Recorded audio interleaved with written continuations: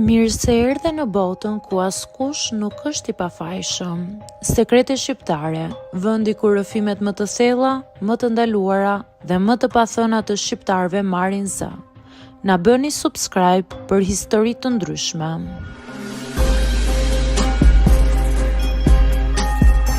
Jam 24 vjeçe dhe deri para asaj vere mendoja se gjithçka në jetën time ishte në vendin e duhur. Isha e fejuar prej gati një viti me një djalë që më donte sinqerisht. Nuk ishte lidhja më pasionante në botë, por ishte e qëndrueshme, e qetë dhe pa dram. Ai ishte i kujdesshëm, i duruar, gjithmonë aty kur më duhej. Dhe unë besoja që kaq mjaftonte. Madje shpesh i thosha vetes që kjo ishte ajo që duhej vërtet për të quajtur dashuri. Por diku thellë brenda meje kishte edhe një pjesë tjetër. Një pjesë që kërkonte diçka më shumë emocion, spontanitet dhe më shumë ndjesi. Nuk e pranoja shpesh këtë gjë, por ishte aty. Kur erdhi vera, unë dhe shoqet vendosëm të shkonim disa ditë me pushime në jug. Ishte një plan që e prisnim prej kohësh, det, muzik, dalje, liri. Ja tregova të fejuarit, ai buzëqeshi dhe më tha: "Patjetër, shko dhe kënaqu, kam besim tek ti." Ajo fjali më mbeti në mendje. Nuk kishte asnjë dyshim në zërin e tij, asnjë kontroll, vetëm besim. Dhe ndoshta pikërisht kjo e bëri edhe më të rëndë atë që më ndodhi më pas. Unë nisëm plot energji. Ditët në jug kalonin shpejt. Plazh gjatë ditës, muzikë dhe dalje në darkë. Ishte një botë tjetër nga ajo që kisha lënë në Tiranë. Nuk kishte rutinë, nuk kishte përgjegjësi, vetëm moment. Dhe në atë atmosferë gjithçka dukej më e lehtë, më e lirë. Një mbrëmje ndërsa ishim ulur në një lokal buzdetit e pash për herë të parë. Nuk ishte diçka dramatike, thjesht një shikim që zjati më shumë se ç'duhej. Ai ishte i qetë, i sigurt në veten e tij, me një mënyrë të foluri që të tërhiqte pa e kuptuar. Pas pak minutash u gjend pranë nesh. Filloi një bisedë të thjeshtë. Emri, nga jeni, sa di dorini, gjëra tipike.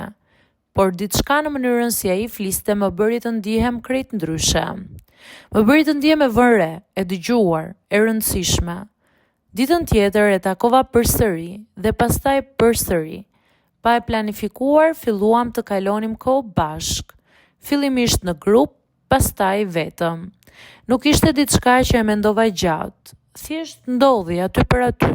Dhe unë nuk e ndala. Në ato ditë nuk isha më vajza e fejuar. Isha thjesht një vajzë 24 vjeçare që po jetonte momentin. Ai më bënte të qeshja, më bënte të haroja çdo gjë tjetër. Më bënte të ndihesha si dikur, para se gjithçka të bëhej serioze.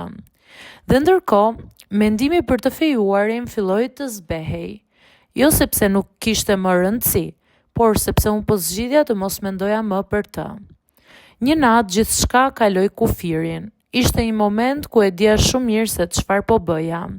Nuk ishte impuls i verbër, ishte një zgjedhje, një moment ku mund të ndalesha dhe nuk e bëra. Në atë çast nuk mendova për pasojat, vetëm për ndjesinë, por ndjesit zgjasin pak. Të nesërme në mëngjes kur u zgjova gjithçka ishte ndryshe. Ai ishte aty, por ndjesia nuk ishte e njëjtë. Nuk ishte e lehtë, ishte shumë e rëndë, sepse realiteti ishte kthyer. Mora telefonin, një mesazh nga i fejuari. "Si je?" më mori malli. E lexova disa herë dhe nuk dija çfarë të thosha. Për herë të parë ndihesha sikur nuk e meritoja atë mesazh. Pushimet vazhduan edhe për disa ditë, por për mua nuk ishin më njësoj. Nuk ishte më lehtësinë e fillimit. Ishte një ndjenjë faji që më ndiqte në çdo moment. U ktheva në Tiranë dhe gjithçka dukej si më parë.